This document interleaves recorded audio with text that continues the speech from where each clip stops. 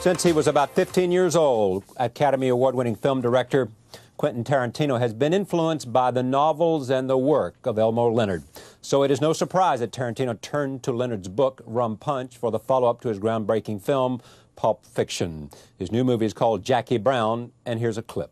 Yes or no? Is she dead? Pretty much. Quentin Tarantino's Jackie Brown. It's Quentin Tarantino, and it's a pleasure to have him back on this broadcast since Pulp Fiction was released. Welcome back. It's really good to be back at the table. Thank you, thank you. We had a terrific response from Pulp Fiction and from the interview you did with us. Oh, I've always considered that like the best filmed interview I've ever done. I mean, far and away, actually. Thank you. Tell me about this film and coming to it, and what was it about Elmore Leonard's Rum Punch that made you want to make it into a movie? Well, it's funny. I mean, I've always wanted to do.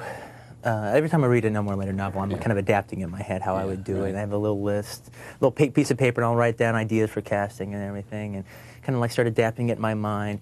Every one I do it that with. And I'd actually read this book somewhere in between galleys and actually being published of Rum Punch just before I was getting ready, like as I was just finishing up the script for Pulp Fiction. Right. And I read it and I was like, I was really interested in doing it. I just kind of saw the movie in my head, and I liked the idea of the female lead character, and I liked the characters in it. And I brought it up to do it, and then it was one of those things where it's like, you know, they'd have to like take it off the market, and I would have to be for sure that's what I would do after Pulp Fiction. And no director can really say, oh, I'm going to do this after that, because you don't know. So we let it go. And then it kind of ended up coming back way after the fact, after Pulp Fiction was made, and way after Pulp Fiction. And then I just read the book again just to read it again.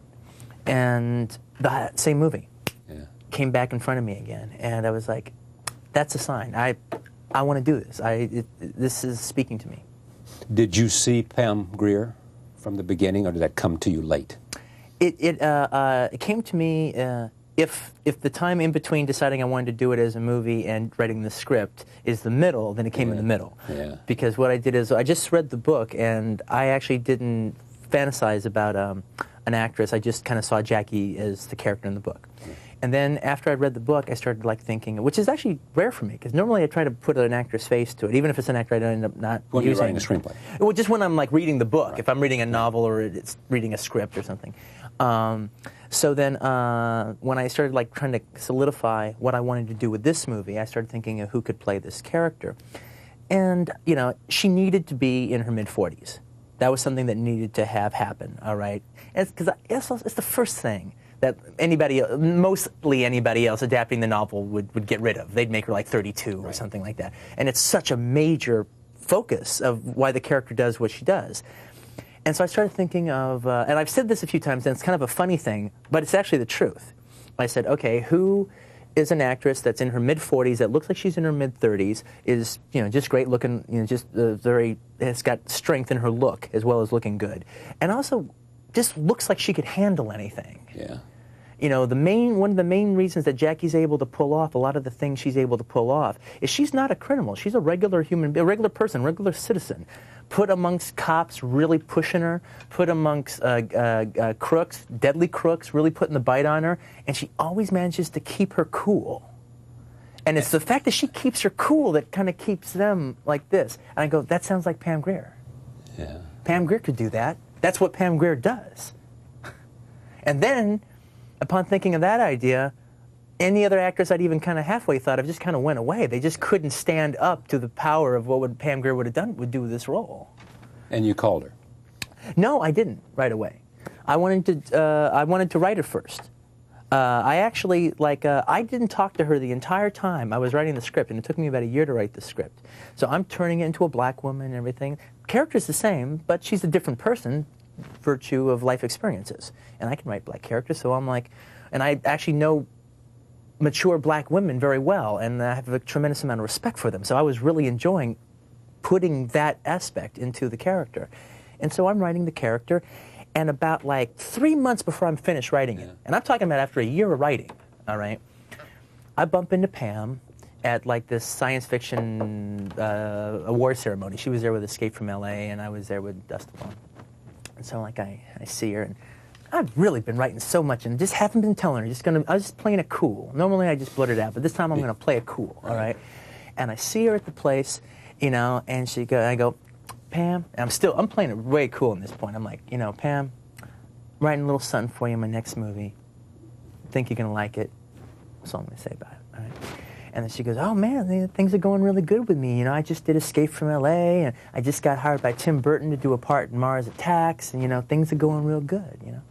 And I go, screw that mess. Wait till you read what I got for you. This is not a big thing. I ain't gonna say anything. That's all I'm gonna say. But just screw that mess, and you just wait. Yeah, be ready. Be ready. All right. And she goes, okay. You know. And then literally about 3 months later, I finished it and sent it to her. And what'd she say? Well, I also screwed with her there too, because I still didn't let her know right away. What I let her know I was writing something, but the way I said it so it'd have the most impact is I said, okay, Pam, I'm going to send you a script. Didn't mention the title. I'm going to send you the script. Look at the character Jackie Brown. Okay, I'm just going to send you the script, all right? And then I send it like regular mail, even as opposed to FedEx, all right? So she comes and she opens up this script and it says Jackie Brown. With a little post-it, read Jackie Brown. You know, and she loved it. She loved it.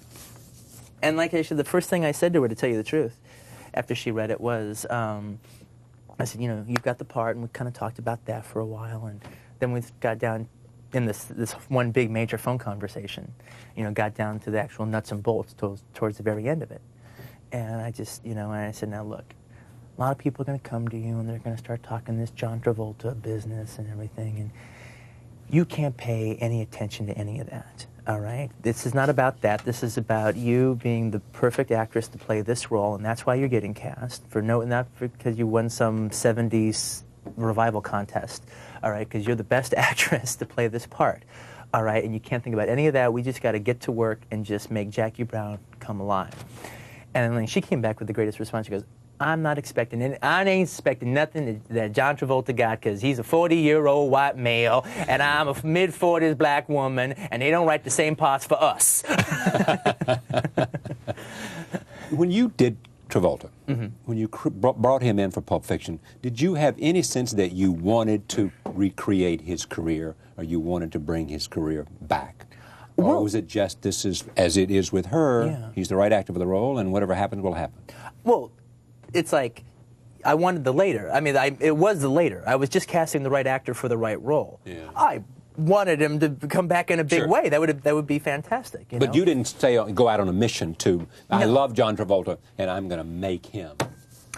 No. I mean, it's one of those things where it's like, oh gosh, I'm trying to find the best way to put it. You know, it's like, you know, that's like, me and Mira started going out with each other when just a little bit before she got nominated for the Oscar. Yeah. I didn't go out with her because I thought she was going to win the Oscar. Yeah. But it's pretty damn great that she won the Oscar. All right? That's like fantastic. I'm so happy for her. I couldn't want anything more. All right? And I would send out every positive thing towards that.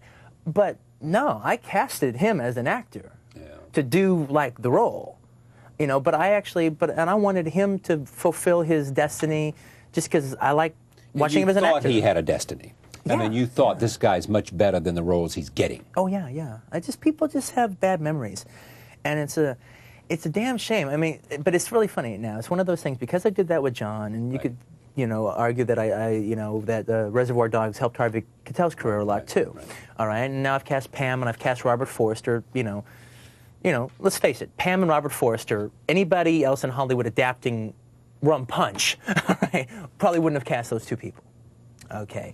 Probably one, because they probably wouldn't have made the character black for Pam, and they probably don't even know who Robert Forster is. Yeah. All right, that's just the bottom line. All right, I didn't do that to prove, oh, I'm Mr. Cool, all right, watch me bring these people back. I did it because there's something, I think, one of the worst things that happens in Hollywood is a very uncreativeness when it comes to casting. And part of that uncreativity, that unartlessness that happens in casting, is you basically have the same names on this list that the studio makes. All right, and it's the same like list of names that are working on the high-profile films. Every once in a while, somebody else gets in there, but they usually better be young. They better be a youngster.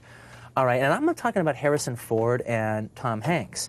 I'm talking about all the way down to the character actors, the bumbling sheriff, and the corrupt sheriff and his bumbling deputy. There's a list for all of those kinds of roles. Yeah, and it's like there's the high-profile character actor, and that's why when you go see Hollywood movies, you see the same big kind of more or less bigger name character actors in 5, 6 movies. All right, and what happens is, as 5 years goes on, some of them stay on that list, some of them drop off, new people come on. All right, Robert Forster didn't go anywhere. All right, he's been working, but he's way off that list, and he's like doing like straight-to-video movies and stuff. And some of those movies are okay, and some of them are even pretty good, and some of them are horrible. But he's good in all of them. Mm-hmm. All right, and the thing is, I don't have that list. I have a good memory. I know that Robert Forster's still there, and he's still kicking butt. All right, I know Pam Grier's still there, and she's still kicking butt. I've got a much longer list, and the only thing you need to be on that list is a good actor. All right, and that doesn't make me cool. I just have more of a memory than most directors or most casting directors. Okay, but suppose Harvey Weinstein came to you and said, "Look, if you cast Madonna in this role, mm-hmm. one example, or if it's a male role and you put Hanks in the role, right. He's in his 40s." Mm-hmm. It'll make more money for us. Mm-hmm. So we need star power in this film. We need your brilliance as a director, mm-hmm. but we need star power. Are you going to say, no, that's not what I do? The star power here is a Quentin Tarantino film, uh-huh. and that's what I'm delivering to you, mm-hmm. and that's what made Pulp Fiction. And well, that conversation has happened on every one of my movies at one time or another, all right? But it's a conversation. It's not an order. It's not a dictate. I mean, it's like... why not? It's that kind of conversation. Yeah, well, I mean, it's like all things being equal, you know, we really think there's an excitement about you working with this fellow over here. Yeah. All right? And just know that if we do it with him, then, you know, we'll be able to sell the movie more overseas because of this and that and the other. Now, we'll still be able to do well with the film, but just no. And is there a reason why you don't want to use him? Don't you like him as an actor? All right? And it's like sometimes the answer is, you know what, there is no reason. He's the perfect guy for the role, all right? If I wrote a movie and Tom Hanks was the perfect guy for the role, I'd campaign. I'd get him. I'd want to, I mean, if he wanted to do it, all right? I wouldn't be like, oh, no, I want to cast Blunkety-Blunk, all right? No, Tom Hanks is a fantastic actor. But in this case, it's like, Pam Grier's role was set. I mean, at one point it was actually even kind of funny because, like, one time somebody asked me something to the effect of, did I read her? Yeah. All right, and I go, well, did she audition? Yeah, did I audition her? You know, I go, well, you know, you don't write a Bronson movie and then ask Bronson to read. So you're doing a Grier movie then? Yeah, This is a Grier movie. I mean, I say that like affectionately. All right, it's really, I mean, it's. You know, it's not really a Pam Grier movie, but it is a Pam Grier movie in a fun way. One more word about casting. Sure. De Niro's here. Yeah. Uh-huh. Why De Niro? Something he wanted to do, something you wanted for him? Something we both wanted to do together. Wanted to work together. Yeah. And the thing is, it's like with Robert read the script and really liked the character of Lewis. Right. And I remember talking to him about it because I adore the character of Lewis. And I remember one of the things that I said to him is I said, look, I think this is one of the best acting roles I've ever written. And if I was old enough to play the guy, I'd be playing Lewis, all right? But I'm not old enough. The guy needs more age to him to make the character really work. That's what Dutch wrote. And thing is, but it's different from all the other acting roles I've ever written because it's not about dialogue. It's not about the guy saying all this like really cool stuff. It's a performance that needs to be given in body language. All right, and I remember even describing to him, I said, I want Lewis to have the body language of a pile of dirty clothes. And I happened to be talking to one of the greatest character actors in the history of the medium, all right? One of the greatest body language actors in the history of the medium. He got across those whole last 4 years in jail in the movie that he plays, which you never see him in jail ever. Yeah. But there's like a baked quality to him. It's like he doesn't even quite realize how that last 4 years kind of took something out of him. That's just all in the way he kind of holds his drink and the way he just kind of like, you know, just sits on the chair and just kind of like glazes and watches TV and just listens to people talk and has his little drink there. He gets it all across in just physical movement. And, you know, he's just a wonderful character actor. With no instruction from you? No, we worked together. Minimal instruction. Well, a collaboration. Yeah, very much a collaboration. Very much a collaboration. And I feel very honored about that. He wanted to, we worked very, very well together, and he knew I understood the character too. I was actually thinking about this the other day. it's like when a writer creates a character, it's like the character's your children, all right? You're its mother, its father, all right? When an actor takes the character from you, it's like they're lovers, all right? Now, ultimately, people, you know, they grow on, and ultimately it needs to be the wife, man, or whatever relationship that it needs to like make it come through, and the parents need to kind of like let it go its course. All right, but to me, when you're like really investing into a lot of character work, that's kind of the relationship, and so we did that together, completely, and it was very, very. I'm not taking credit for his work, but I'm just saying that because that's his work, and he worked very, very well with his makeup woman. His makeup woman is like the third member of the creative team, because she's not doing makeup. Her name is Ilona, and she's magnificent. She works with him wherever he goes? She works with him. That's what she does. She does. She makes up De Niro. Yeah, but it's not about vanity. It's not about making him look good. It's about character. It's about, you know, would this character have coffee stains on his teeth? You know, what color hair? How much gray in it? Any gray at all? Should the whole thing be gray? All right, you know, sideburns. What about the tattoos? It's all about character, and then it's like Bob, me, and her, and I was very lucky to be brought into that, you know, to have him so willingly bring me into that creative process with him. And when you looked at the dailies and when you looked at the film when you were editing it, how good is he? He deserves his reputation as possibly the greatest actor of his generation. I've come to the conclusion from editing a film that he's made, seeing every last little bit of footage, I think he is the best actor in the world. And what makes the best actor in the world? What is it that you see there? Because in sports, you can measure it. He won 5 Masters. He was a Wimbledon champion. Yeah. He won the World I know Series. exactly what you He's mean. run the mile in 3 minutes and 57 seconds. You know, that kind of thing. What is it about the best actor? Well, I'll tell you what I mean from my point, because you almost can't compare artists to athletes because somebody's this is not somebody's that. Having said that, I've never seen an actor so completely consume himself in character, in true character work during the work. All right, and what I mean by that is when Robert is playing Lewis and you're looking at every single solitary piece of footage you've ever shot on the man, all right, every single moment, he is Lewis, he is working moment to moment. He's not thinking about over here, I'm going to do this and this and this and I'm going to get to this. Over here doesn't exist. The only thing is right here, what's happening right now. And, you know, some acting people suggest something to the effect of like there's a zillion choices out there and any one of them is possible and any one of them is great. I actually don't believe that at all. If you are really in character, you only have a few choices. If something weird were to happen at this table right now, there's not a zillion ways Charlie Rose is going to react. There's probably about 4 ways Charlie Rose will react. All right? And De Niro has that down. He is so in character. He could be doing a scene right here, right now. If he was doing me, he'd know the 4. Yeah. He would. He would know the 4, and if a dog came walking onto the set, he's not going to go, oh, cut, or anything like that. He'll do what I would do. He'll make that work. He'll do what you would do. Right. You want to be, over the term of your life and career, considered serious about acting. Yes. You don't want people to think, I do these cameo things or I play with acting as a kind of fun thing. You want to say, I can do this, and I'm going to polish, work on, develop that craft. That's exactly true, yeah. And it's like, it's kind of blowing people's minds. Yeah. I don't think people either know what to make of it. They don't take you seriously when you talk about acting? Well, I actually think they are this go-around.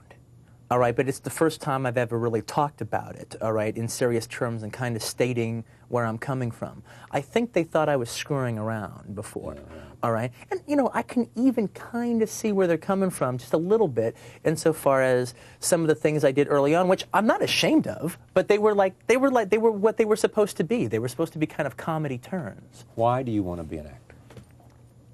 Why do you want to act is a word, not a question why you want to be an actor. Right, why do I want to act? Well, it's what I started doing.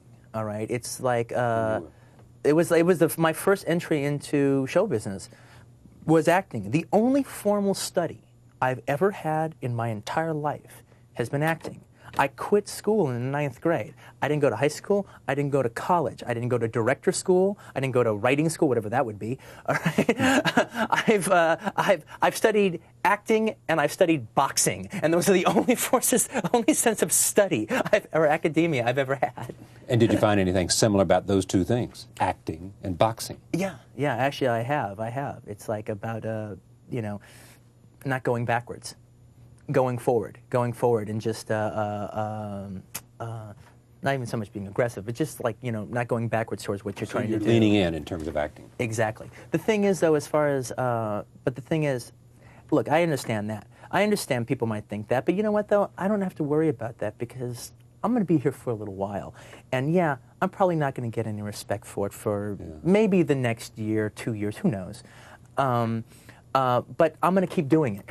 All right, and then eventually, if the work is standing up, people will not be able to help but see the work. But I say that, and I sound a little weird when I say that to meet my own self because I sound a little defensive, and it's only the media. It's not other actors. I have got nothing but encouragement from other actors. Other actors respect my work that I did in Dusk Till Dawn. They like the work. Other filmmakers like my work that I did. They like that, and they're looking forward to me to do something else. And they like that I'm not letting Entertainment Weekly, right, because they might write a snotty thing about me, that I'm not going to stop. Mira supports me all the way down the line on this, and it's so great. Has she changed you, Mira Sorvino, your lady? Has she changed you at all? Has she? I mean, are you, because of her in your life, in any way different? Have you mellowed? Have you done anything different? Are you more driven, more in touch, more anything? I think what she did for me, I think it was something. I think also it was wonderful timing. It was something that I think I was happening in me anyway, just as a function of time. And I just happened to have just the right lady come in there to make the process even smoother and even deeper and go a little further with it than I would have maybe on my own. I'm just a man now. Yeah. I held on to my boyhood. Not even too long. I was just fine. I was a boy, a kid, and having a great time, and it was all good. It was all good. Yeah. All right. And it was a hell of a ride. Yeah, and I look at old interviews of myself and everything that I did and everything. Forget about the stuff before that. I just look at old interviews of myself, and I like that guy. That's a nice guy. All right. But I'm just a man now. It's just different. All right. And I also realize. So it's maturity or something. The difference between. It's maturity, it's masculinity, it's everything, and these were all things that I held in reserve. But you see, I don't know how to say this other than to just say this. Mira's a real woman. She's a woman, all right, and I was coming into my own as a man, all right, and then woman met man, and woman and man got deeper. We met each other at just the right time, but she's a woman, and you got to keep up with a real woman. When you're with a real woman, you better be a real man. And she would say the same thing, you think, in terms of understanding the sort of dynamics of this relationship? Oh, yeah, I think so. I think so. But you'd have to ask her. I will. She's Clint Eastwood for you. As you look in terms of body of work, which is a word that comes to you now, and you think about that, you know you're established, you know that you have something going, you know you've got talent, craft, vision, screen, and abilities in a variety of the disciplines that make a film. Eastwood, you admire because? Well, actually, what I admire the most about Clint Eastwood, all right, is the fact that he's an artist, and he's an artist who has managed to control his own world with a patron studio. Warner's. Yeah, Warner Brothers. All right. He has a very unique situation at Warner Brothers. Now, there's other filmmakers that have unique situations. Martin Scorsese could set up a situation like that pretty much at any place, and that he'd be doing his thing. All right. And Woody Allen has that relationship with whoever he works with, but Eastwood is a little different. Because Eastwood has a situation with Warner Brothers, and it's lasted for a long time, all right, and it's been profitable for them for a long time. And he has like a responsibility that you just don't see in other filmmakers as far as his relationship to Warner Brothers. They're family. There's just no 2, 3, 4 ways about it. Okay, Clint Eastwood is a member of the Warner Brothers family, all right? And at the end of the day, he's as important as anybody at Warner Brothers. And it doesn't matter if his last film was a hit or not. Back to this movie, because I want to move on to a lot of other things. When you're making this movie, you've written your script, you've given it to Miramax. This is the script I'm working on. This is the script. This is it, guys. We're going. Right. We've cast this thing. We've got De Niro. We've got Pam Grier. We've got Forster. We've got Bridget Fonda. We've got Bridget Fonda in this. Michael Keaton. And Michael Keaton is in this. And so we're ready to go. What's it like once you start? You get up in the morning and you go shoot. You've got your shooting schedule there. Did you come in on time for this film? Oh, yeah. We always finish on time. Not over budget? No, not at all. I usually a little under budget, actually. What do you do other than make the film while you're making a film? Well, you know, it's funny because I directed this film a little differently than I've directed my other movies. And I think it was partly due to the influence that acting's had on me recently, just thinking about it a lot. When I was talking about De Niro, we were talking about the whole thing of being moment to moment. All right, and not being result-oriented. It's about just where you're going while you're at that moment. And I showed up on the set. I'd show up on the set, and I did this a lot in the first 2 weeks, and then finally it was just completely my way of working, is I'd show up on the set with not a shot list or no storyboards or anything like that. All right, I mean, for like a really big cinematic sequence, like I knew I wanted to have that crane shot and that stuff with Ordell and Beaumont, you know, in the trunk. Or I knew that. I needed a crane for that day because you got to tell them, got to be a crane there. But aside from that, if most of the just acting scenes, I'd show up first thing in the day, and I wouldn't have a shot list. We didn't know exactly what we were going to do. All right, we'd just go on the set, and we all shot on location. And then me and the actors would walk through the scene. The crew was gone, except for maybe the cinematographer. And we'd just kind of go through the scene. All right? And we would see where we were that day. Yeah, we had 2 weeks of rehearsal, but nothing was ridiculously said unless it was super important. And we just kind of found it. Very no pressure, just discovered it that day. All right? So then we did that. And then once you do that, especially when you're talking about an acting scene, how to cover the film becomes fairly obvious. You know, where's the best place to put the camera to get the most out of what the people are doing? So then you send the guys off to makeup, and then I would do the shot list, and then I knew after about a couple hours or an hour and a half or so, actually about an hour and a half, you know, from the moment set officially started, I'd know what I wanted to do that day. And I liked working that way. It's like directing moment to moment. It's not, I'm not dragging, I always make fun of people who do all this work in their bedroom, right, you know, with a shot list, or even actors practicing how they're going to do this and that.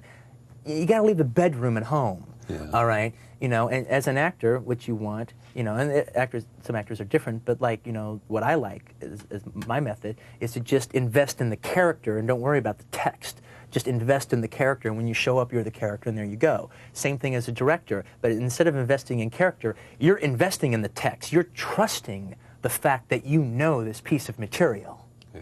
So now it's up on its feet. Name me 5 living. The list is not just 5, but name me 5 living directors that could teach you something about directing.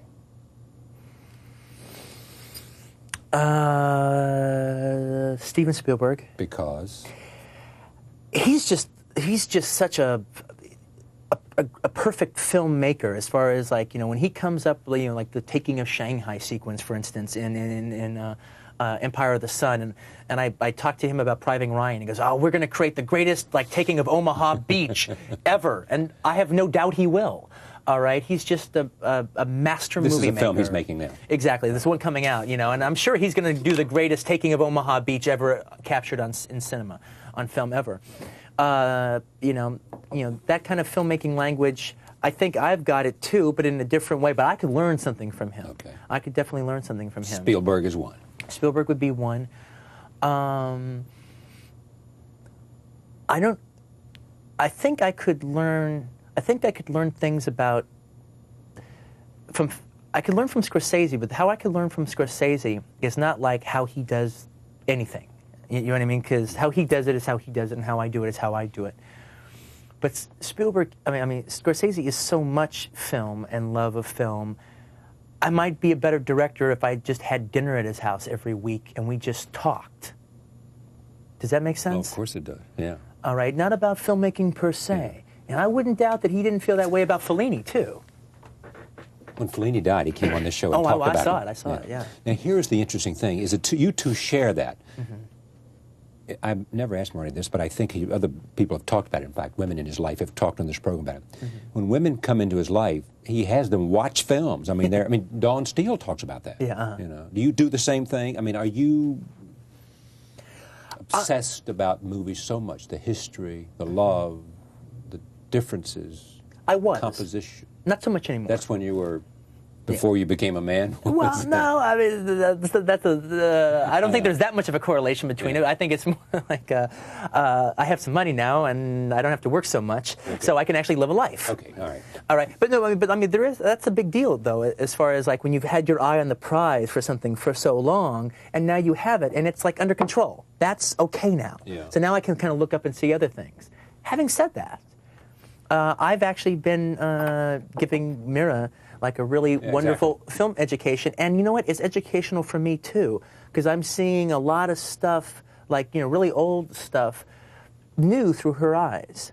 I was never like the gigantic Frank Capra fan. Right. I've liked Frank Capra, but I've never like just thought he was the beginning and end, like some people have.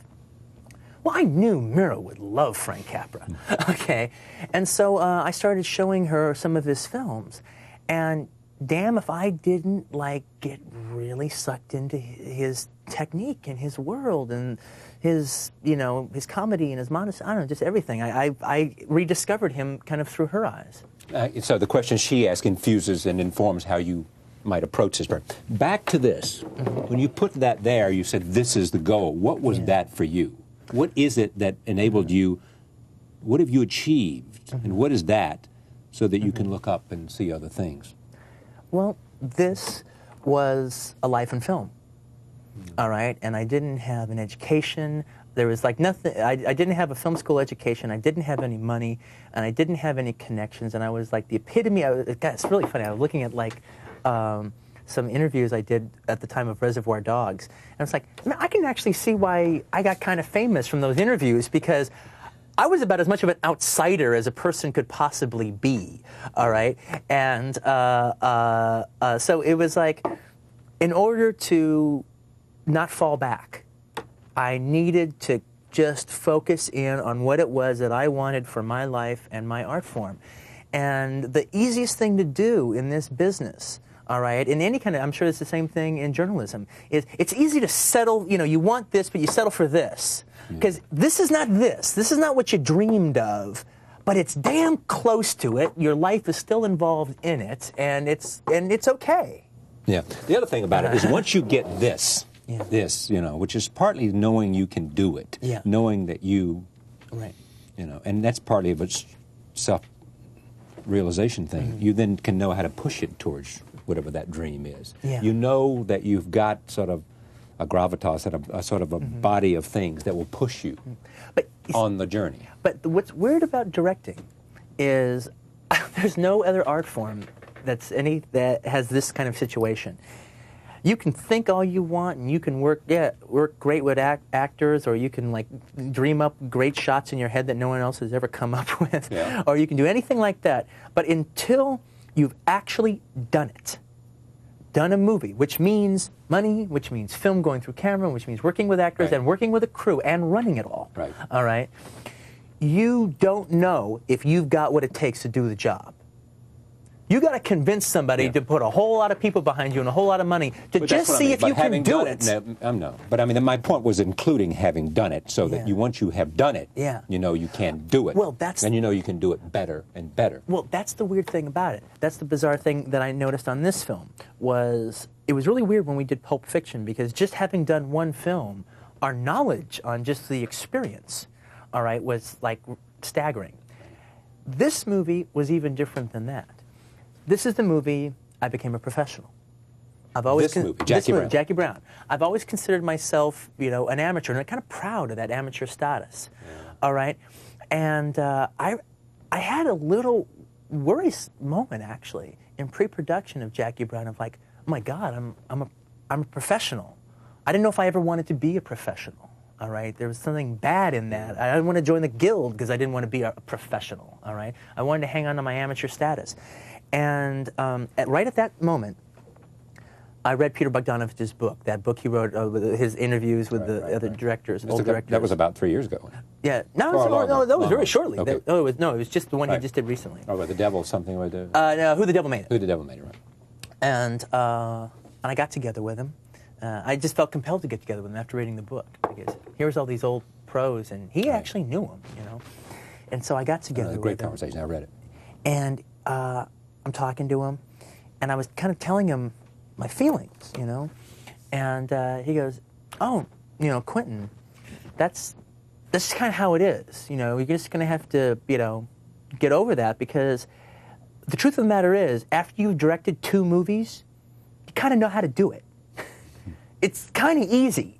Once you've done it and you know how to do it, you know the job. Yeah. The not knowing the job was the big question mark. For you? Yeah, the first 2 times. Yeah. Not the art. So now you're a professional. Now I'm a professional. It reminds me of Pat Riley, the basketball coach, was here once, and he said at some point he realized, you know, for a while that he was just coaching, but he wasn't invested in it. He was doing the best he could, and he was doing well. Yeah. And then at some point he said, I'm a lifer. This is what I do. Yeah. I coach basketball team.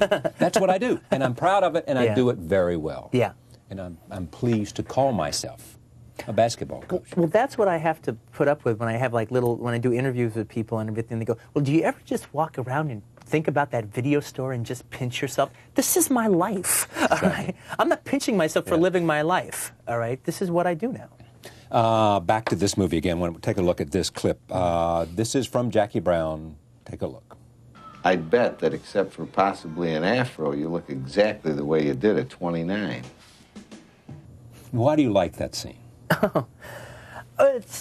You don't see that often in most movies, a scene like that, you know. Or What was different about it? Well, it's like 2 people talking fairly honestly about themselves. And there's something kind of wonderful about the relationship going on there. And but it's also kind of basic too. I mean, so you did one cover shot. Right. Oh, yeah, no, it's not reinventing cinema. No, which raises me to this question. What is it that makes a good director? What is it? I mean, is it choice of shots, or is it something much more profound and fundamental in terms of what separates boys from the men? What separates those who have genius from those who can make good movies?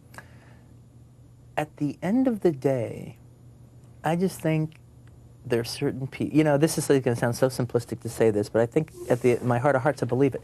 At the end of the day, there's just some people that God touched and just said, you know what? You're a director. Yeah, you're supposed to make movies. Now, there's other people, the theater directors and television directors and all kinds of stuff, but there's some people that it's just like, you know how to make movies be movies. And you think that was what happened to you, and when did it happen? When did you think that thought? Or did you just know for a while that I love making movies, I love movies?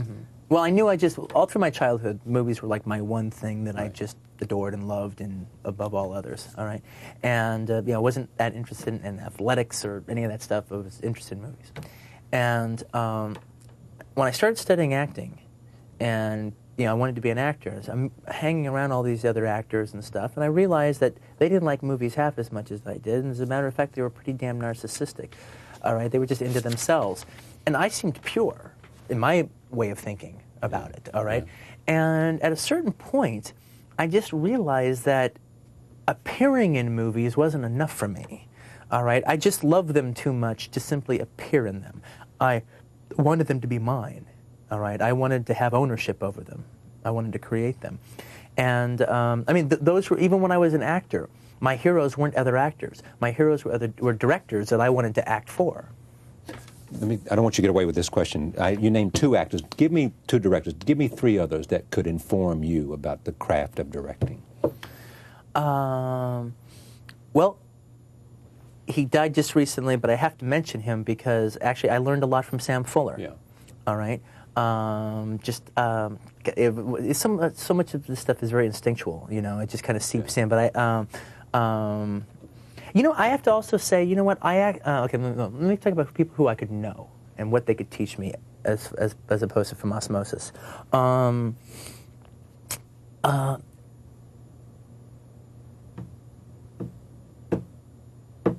Living directors.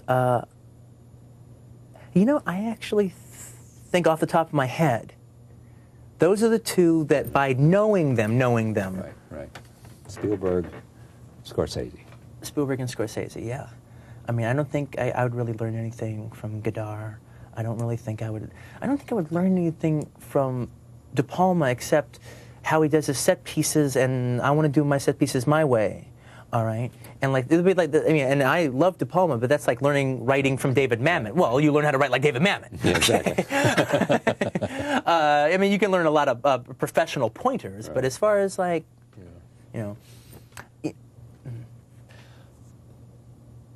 when you set out to choose the next movie that you were going to make, having the enormous success of Pulp Fiction, all that came raining down on you.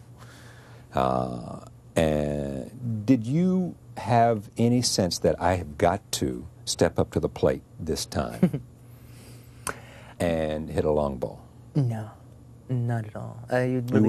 You refused to be prisoner to what you had done. Yeah. Yeah, I was, everyone thinks I took a long time, and I don't look at it as taking a long time, because from the moment Pulp Fiction won the Palme d'Or to finally when they had the Oscar ceremony, all right, it never stopped during that entire time, and that was over a year, all right? So can't do another movie or even think about another movie while this express train is going on, all right? Robert Zemeckis didn't either, all right? I mean, after Forrest Gump? Yeah, exactly, yeah.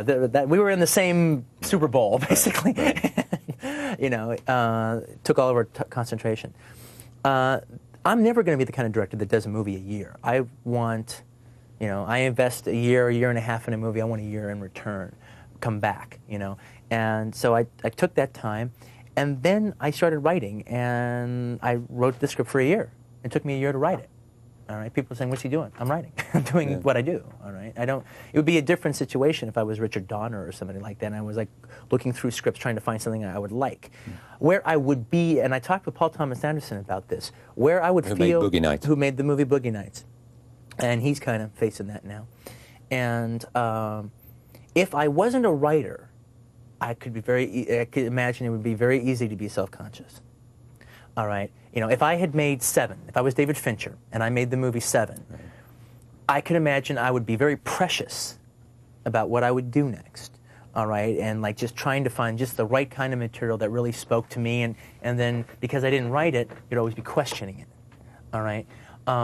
I have the luxury, I don't have to do that, because it starts with a blank page with me all over again, and it's all about the work. And I never thought about Pulp Fiction like one iota while I was writing Jackie Brown. The only thing I knew is I didn't want to out-epic myself, all right? I didn't want to, if I did an epic, I would literally have to make even a bigger epic than Pulp Fiction, and I thought that was kind of stupid, all right? I wanted to do a smaller film. I liked the more character-based. I wanted to go underneath Pulp Fiction. But what I think this film shows is, I mean, people basically, and you know this, they talk about my career as if I've done 6 movies, and I've done 2. You know, people, I've seen your movies, both of them. Right? And Pulp Fiction was as different from Reservoir Dogs as Jackie Brown is different from Pulp Fiction, but you can tell I made all 3 of them. That's there. But they all have different things about them. And the feeling is, it's like, okay, now do you get it? I'm in here for the long haul, and I'm going to make individualistic movies. And you know what? My 4th one's going to be different from these 3, and my 5th one's going to be different from those 4. Paint with different colors. Exactly. But you'll always tell I made them, but I'm not a rock star trying to make the same album. Is there anything that you have done? I mean, you have been in the white-hot glare of publicity since Pulp Fiction. I mean, I've read lots of stuff about you. When you look at all that, do you just say, hey, I had a great time, I've lived a good time, I've been serious about my work, I've experimented with things, some did well, some didn't do so well, but when I look at how I've spent my time since I made Pulp Fiction and became such a cult favorite and did well at the box office in addition, I got no complaints. Oh, not at all. Oh, it's all been wonderful. I mean, it's like, you know, what I came magazine here for. taking a swipe at me. That's not going to care. Who cares? You want to go, and you are going to go and act in a Broadway play. Hopefully, it'll be a Broadway play. Right. You know, try it out of town or somewhere. Right, exactly. Why do you want to do that? Just because it's the acting thing? Well, yeah. I mean, it's the thing about it is, I mean, I'm not precious about it being Broadway or not, or that whole thing. That's kind of exciting, but that is not the thing. I'm just, it literally, they sent me the play, and I read it, and the part is a great part, and I know I can do this guy really well, yeah. and I know it would be a great role for me, and it really was no different than that. It was just down to that. It was like, I thought I could do a really good job with this role, and I've been kind of precious about what I've done since I did my performance in Dusk Till Dawn. I was very proud. I did what I wanted to do with that. I was very proud of that work in there. And so I didn't want to do anything less than that. I wanted to do something beyond that. And I think this could be it. And to tell you the truth, I really, really like the idea of like, okay, you want to go in, you want to go into acting, all right, in a big way. All right, well, there's a stage. All right, you know, that's the actor's medium. It's right there, man. You know, you are there every night, all right? And there you go. And, you know, who knows? It's like if it works out in this play, maybe I might like make a movie and then go back to the theater and do a part as in a play. Do another movie, go back to the theater as an actor. Do another movie, go back to another theater as an actor. You know, rather than try to be in movies or something like that. Who knows? We'll see how it goes. What kinds of films do you see yourself making over the next 5 years? I mean, do you can see something that's similar between Pulp Fiction and Jackie Brown? It feels the same. It's the conversation. It's the language. It's your language. Your language will always be there. You turn down Men in Blue. Men in Black. Whatever. Men in Black. You turn down Speed. You've turned down a lot of things. Yeah. You know. Because they didn't, what? It would be unfair to say I turned down Men in Black. I did, but I mean, it wasn't what I wanted to do. Okay. All right. But the thing is, though, I'm pretty self-generating. You know, it's like I'm not really in the market for like, you know, reading scripts and like falling in love with it. I want to do the stuff myself, either adapt it or be an original. You know, it's just like if you're dating. And you say, what kind of woman do you want to fall in love with? All right, you know, anytime you try to put it into words and everything, you'll be damn sure to fall in love with somebody else. You know it when you see it, but you can't describe it. That's it. There is this said about you and about this film, is that Quentin somehow loves black culture, loves black music. What is that? It's me. It's like this movie. I have different sides of me, and this movie is that side of me. I grew up completely surrounded in the '70s by black culture. Probably the greatest time of black culture in this nation's history, where it's like out in the forefront. And you know, I went to an all-black school for a long period of time. My mom was a young lady, very young lady in the early 70s. She had black boyfriends. I hung out with them. Her best friend in the world, my second mother, is a woman named Jackie Watts. She's black. The whole house was like United Nations, all right? And I just grew up completely around black culture, and it's part of me. And I'm not a visitor to it. It's part of me. It's the same way somebody goes to Paris and lives for 5, 6, 7 years, comes back to America, you put them around a bunch of French people, all right, they're just kicking it in French and, you know, and they just got it down, all right, and they're just doing their thing. That's me, except that was me through, like, my entire childhood. And when Spike Lee comes along and says, you know, why is he using in his screenplay the N-word so much and putting it in Samuel L. Jackson's mouth, what do you say? What I say is that's two questions, actually, all right? And you got to find out exactly which question he's asking. If he believes in his heart of hearts that I'm a racist, that's one thing, okay? If he doesn't believe in his heart of hearts, and he knows that's not the case. Yeah, he knows that. All right, yeah. Okay, if he doesn't believe that, then has nothing to do with that. It's simply about me being a writer now, all right? And as a writer, I demand the right to write any character in the world that I want to write. And I demand the right to be them, I demand the right to think them, and I demand to tell the truth as I see they are. All right? And to say that I can't do that because I'm white, but the Hughes brothers can do that because they're black, that is racist. That is the heart of racism. All right? And I do not accept that. All right? If he came out with a statement and said the word nigger was used too much in Menace to Society or The Dead Presidents, then at least I still would completely disagree with him. Because as a writer, I have the right to do any damn thing I have the talent to achieve. All right? And to fail at, too. But to say that, but for him not saying that to them, but saying that to me, that is BS, and I don't have time for it. All right? And now the thing is, I can guarantee you, Ordell Roby did not lie in that movie. He's a character played by Samuel L. Jackson. Yeah, it's like he's the one that says the word nigger all the time. Well, that is how he talks, all right? And that's how that's how a segment of the black community that lives in Compton, lives in Inglewood, where this movie takes place, and lives in Carson, that is how they talk. I am telling the truth. It would not be questioned if I was black, all right? And I resent the question that because I'm white. All right, I have the right to tell the truth. I do not have the right to lie. And the thing is, you know, he says, if I said kike 35 different times in Mo Better Blues, they wouldn't let me make another movie again. You know, it's like, well, what are you mad at? Right? Yeah. Did you want to do that and they didn't let you? And you're going to blame me? Right? It's like, you know, he truly can't sit here. You know, he's somebody, but you know what, at the same time I'm addressing this? Yeah. I'm the maddest at the fact that he didn't call me personally. He talked to my partner, Lawrence, he talked to Harvey Weinstein, and then he went public, and he never called me about it, all right? And, you know, it's like, I don't want to, I just said what I said now. I'm not going to say it again about Spike Lee from here on in. The only time I'm going to talk about this again is if Spike calls me, and I'll talk to him directly about this. Well said. It's great to have you here. It's great to be here. As always. I've really been looking forward to this interview. Thank you.